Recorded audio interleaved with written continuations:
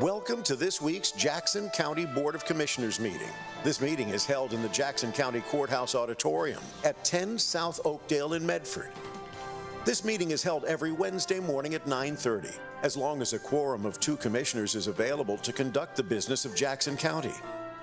Your Jackson County Commissioners broadcast this meeting over Rogue Valley Television, and it's available for streaming and review at jacksoncountyor.gov.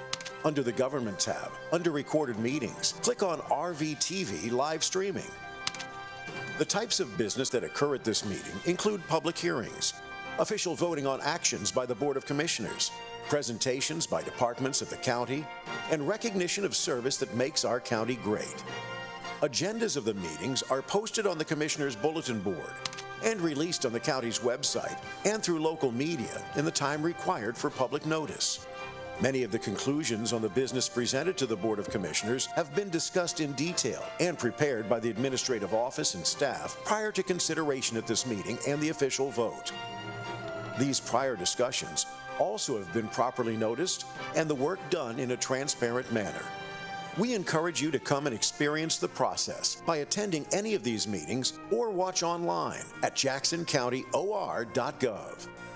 And now, your Jackson County Commissioners, Rick Dyer, Colleen Roberts, and Randy Sparacino, working for you. Well, good morning, everyone. It's a little after 9:30, so we'll call the Board of Commissioners regular meeting for May 21st, 2025 to order. We're here in the Courthouse Auditorium and on audio-video conference. We'll start the meeting today with the Pledge of Allegiance, so if you'll please stand and follow me. I pledge allegiance to the flag of the United States of America and to the republic for which it stands, one nation, under God, indivisible, with liberty and justice for all.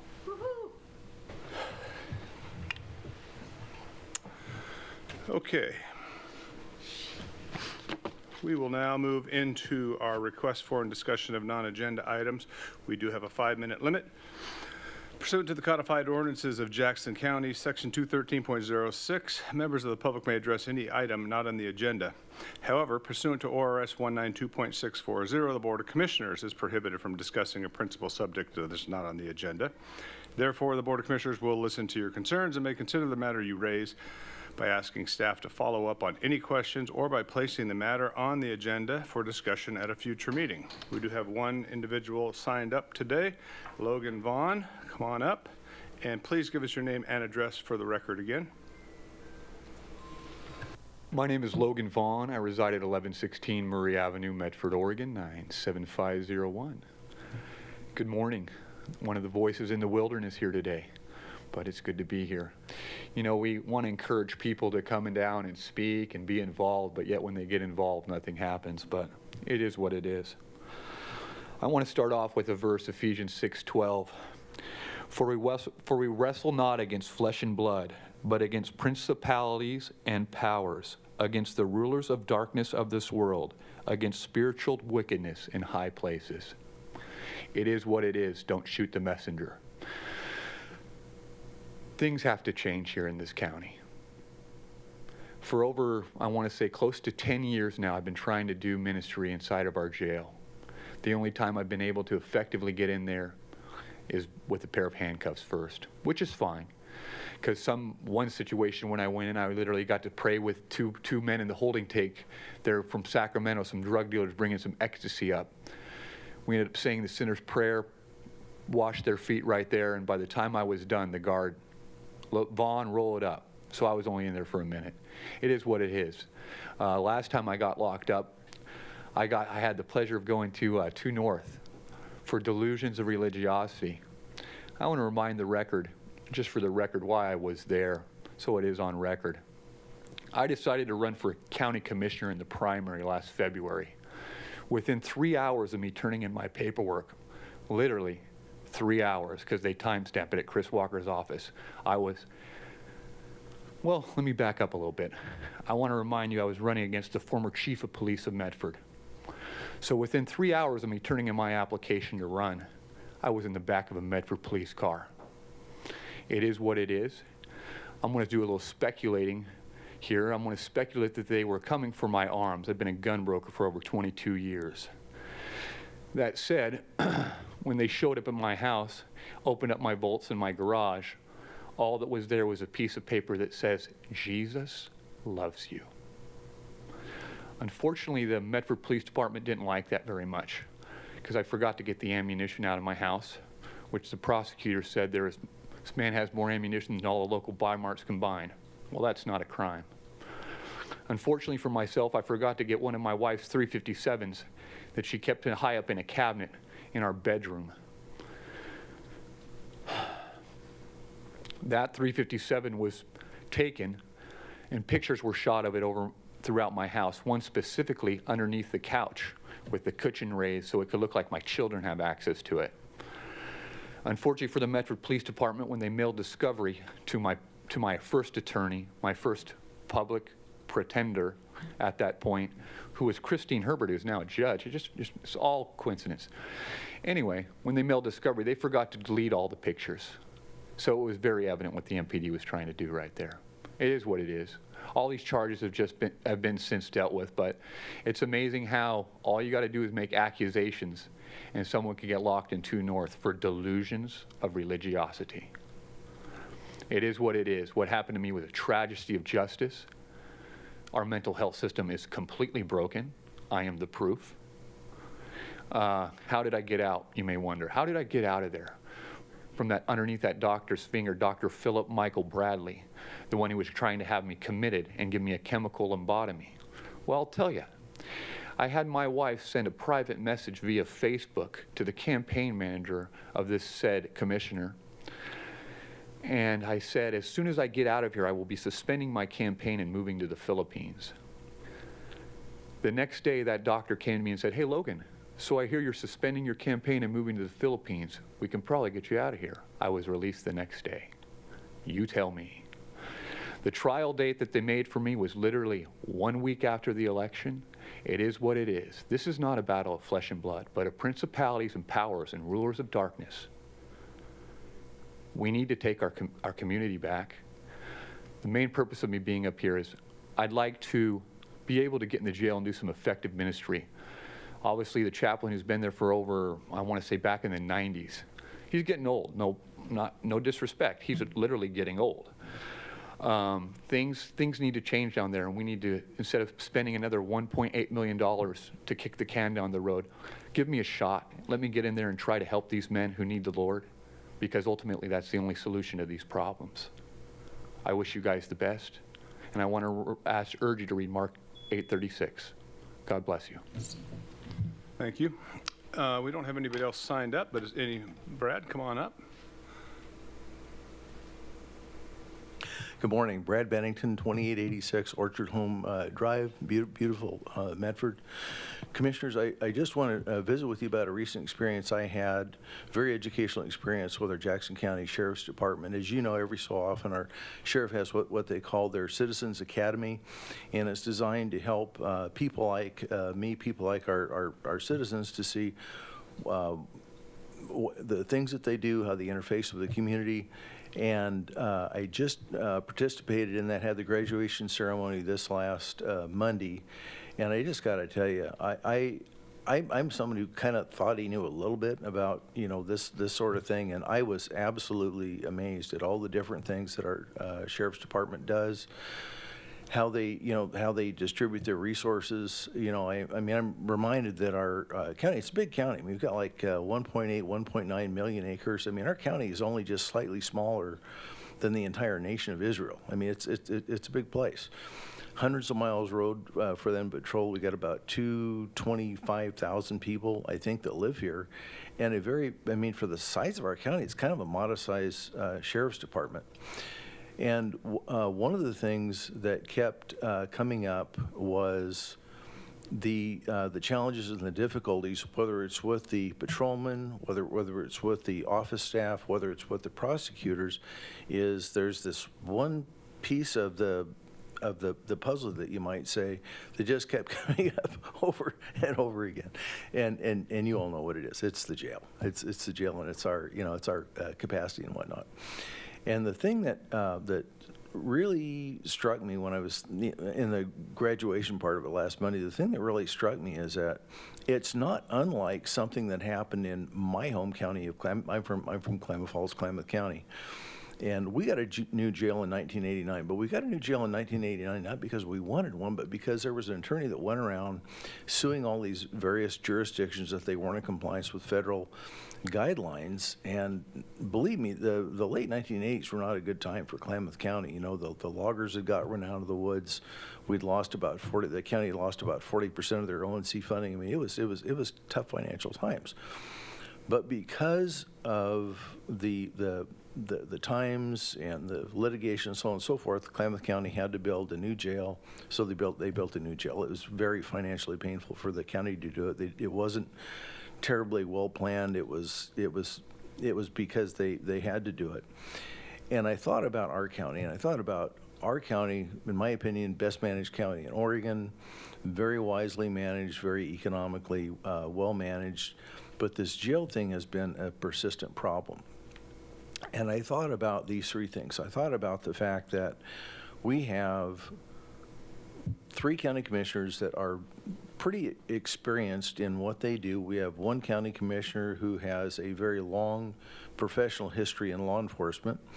We have a county administrator who has a lot of knowledge about the criminal justice system and how it works.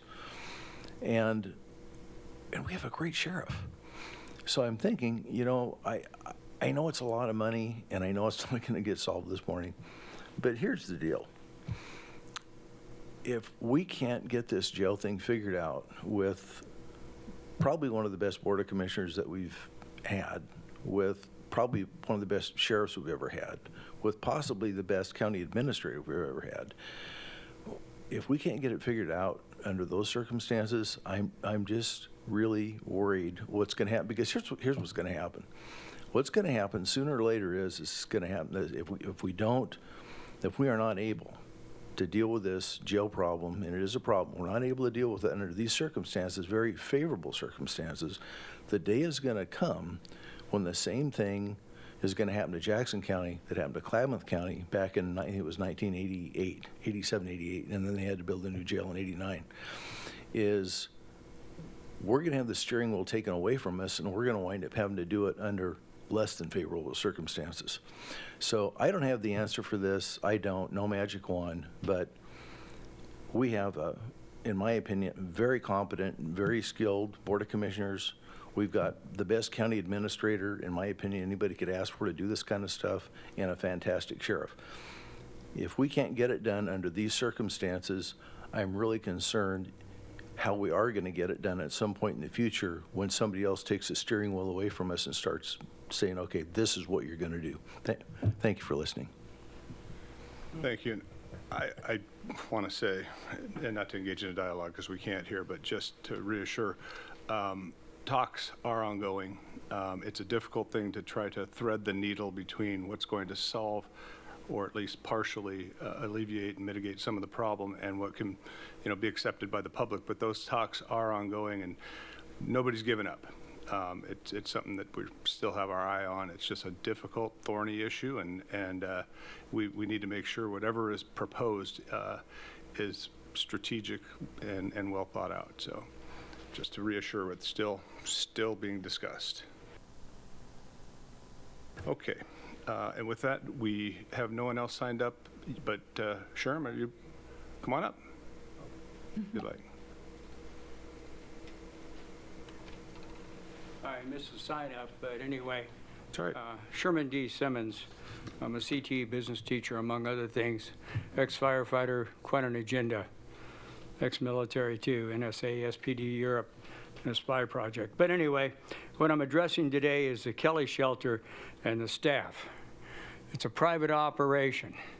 Got a friend of mine that's been staying over there, and these people, they don't want me to come. I was going up to the door to pick her up, and they don't want me to come to the door. What are they hiding? Come on, guys. As an educator, I had an open door policy. I wanted people to know what I was up to. I took students all over Puget Sound, not just Europe, etc., but I wanted people to know. and be involved. I took parents and grandparents on my trips, Seattle, all kinds of places. And that's the way I wanted it. These people need to get their things going too, and have people in there to scrutinize what's going on and be involved. And the people that are in there need to have visitors and people involved. The stuff that I can't walk up to the door. I was going up and knocking on the door to get the person. They said, well, you can't do that anymore. Come on, what's the story here, guys? So anyway, we need to address that issue. And I'll be back here if it's not addressed, because it doesn't make sense to me. You drive up to the place and you got to walk clear up to the door area, and they've got people staying there, you know, hundreds of people in and out of the shelter area. It must be monitored. We got to know what's going on there. It's got to be scrutinized. You know, no secret stuff here. You know, those people are helpless and have no place to go, and that's where they are.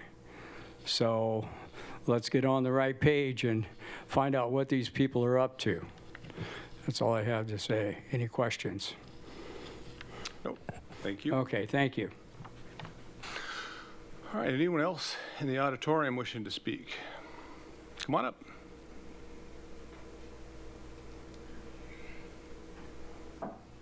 And again, please name and address for the record.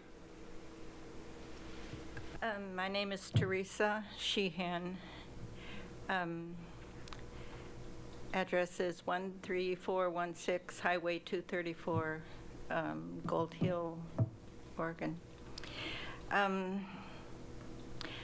I've been here once before about an animal case that somebody wasn't taking care of his dogs, and they all died except for one now. But the current issue, and I live out in the country, so the current issue is that there's no place to take cats that people don't want. And I've been working for a local vet here, volunteer, and he charges $80 to spay or neuter a cat or a dog. And FOTUS, which is affiliated with Animal Control, is charging $140 to spay a cat or a small dog. And I just don't see that they're doing any service, because there's so many cat colonies in the rural areas, and it's pitiful the way that they're just wild out there, and nobody's feeding them or taking care of them or anything. And it's like, where do you take cats? Animal Control says that they don't do cats anymore, so that's out.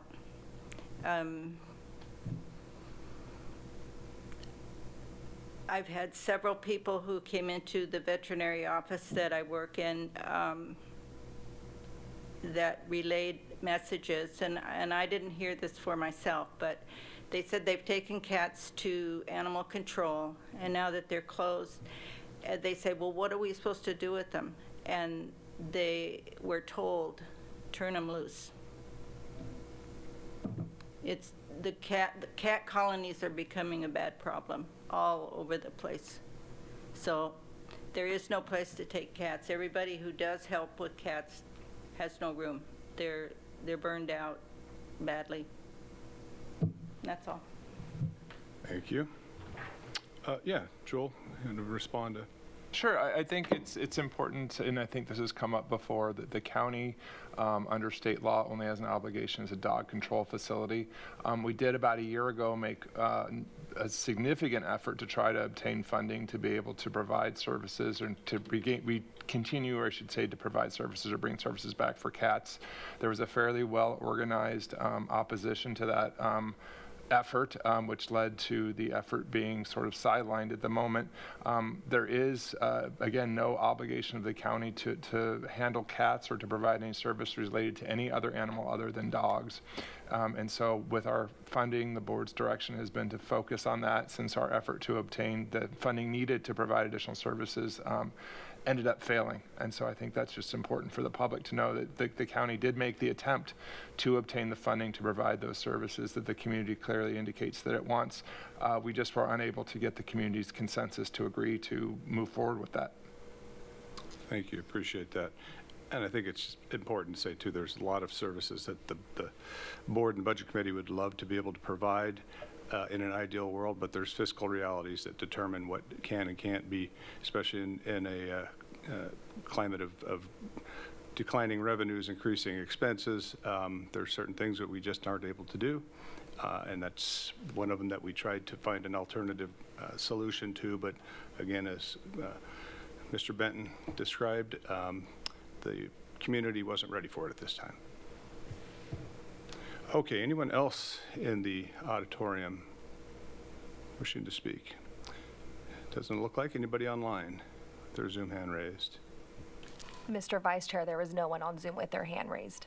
All right, then we'll move on into the consent calendar, which this week consists of the minutes of meetings of the Board of Commissioners work session of April 29th, 2025, Board of Commissioners regular meeting of April 30th, 2025, Board of Commissioners staff meeting of May 1st, 2025. Move approval of the consent calendar as read. And I'll second. Commissioner Sparacino? Yes. Commissioner Dyer? Yes. All right, no public hearing scheduled today, so we'll move on to discussion and deliberation. First item there is an order authorizing an aircraft rescue and firefighting services agreement with ProTech Fire Services Incorporated. This is order number 96-25, and Ms. Bell, if you describe. Thank you, Mr. Vice Chair. So the Airport Department solicited proposals to provide aircraft rescue and firefighting service at the Rogue Valley International Medford Airport. A request for proposals was published on May 19th, 2025 in the Rogue River Press and the Daily Journal of Commerce and to the Jackson County website. 2 proposals were received, which included 4 staffing options over the next 3 years with the option to extend for 2 additional 1-year period. ProTech Fire Services and Rural Metro Fire Department, Inc. both provided quotes. For the 3-year term, ProTech Fire Services was $2,782,000 for option B, and Rural Metro Fire Department was $2,928,130.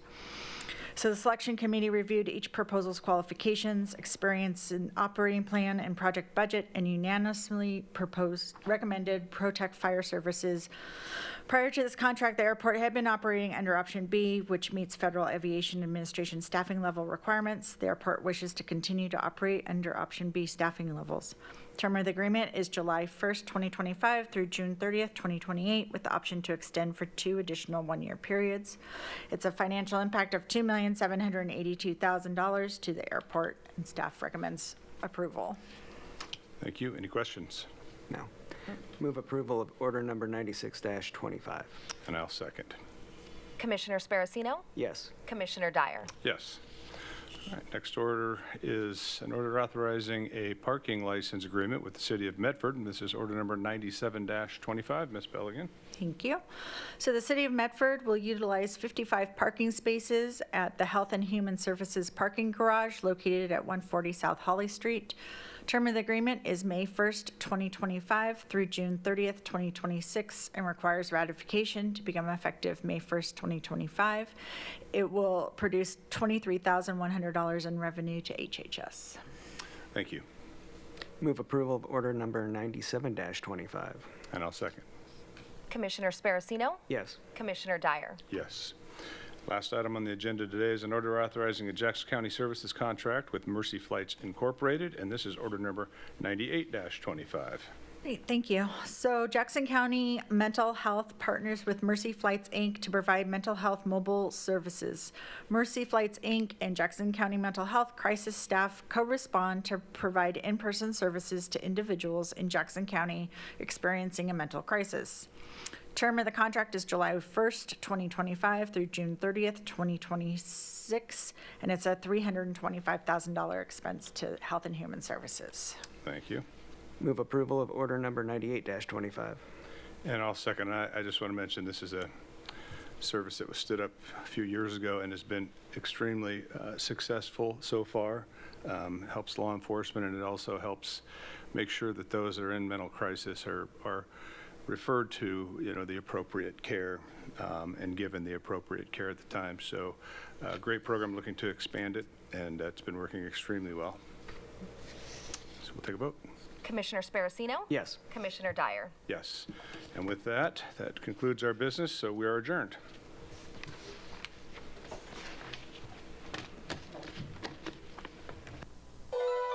We hope that you've enjoyed this week's Jackson County Board of Commissioners meeting. If you have any questions on any part of the show, please feel free to contact your Jackson County Commissioners or staff. You can find their contact information at jacksoncountyor.gov. To review the content of this or any other meeting, under the Government tab, under Recorded Meetings, click on RVTV Live Streaming.